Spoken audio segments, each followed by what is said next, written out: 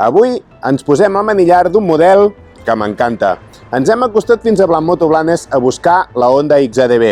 l'escúter que va néixer d'un somni per tal de combinar capacitats i rendiments per afrontar qualsevol aventura i, a més, acostar-se a les utilitats com les d'un SUV, desafiant convencionalismes per esgrimir-se també en una moto còmoda, àmplia i molt pràctica.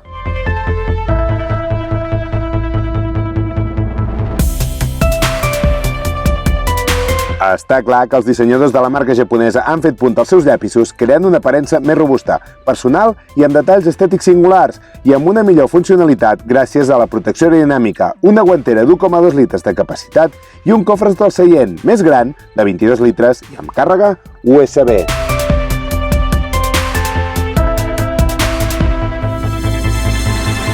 És la germanastra de la NC750X i, com en aquest cas, es veu beneficiada per les múltiples evolucions realitzades a aquesta sutil gamma de la marca de l'ala daurada,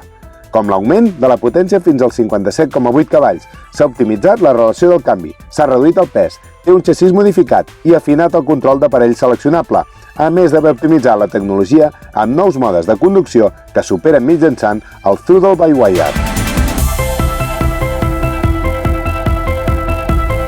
Com no, ens hem de tornar a treure el barret amb els enginyers de Honda, quan l'hem pogut provar de forma dinàmica. Sembla mentida com poden tornar a millorar una motoscooter off-road com aquesta, i és que és més fina al tacte inicial, més potent en un segon esgraó, amb un consum més contingut i mantenint una estabilitat, un pas per corba i una polivalència bestial, convertint-la, segons un parer molt personal, en un model perfecte.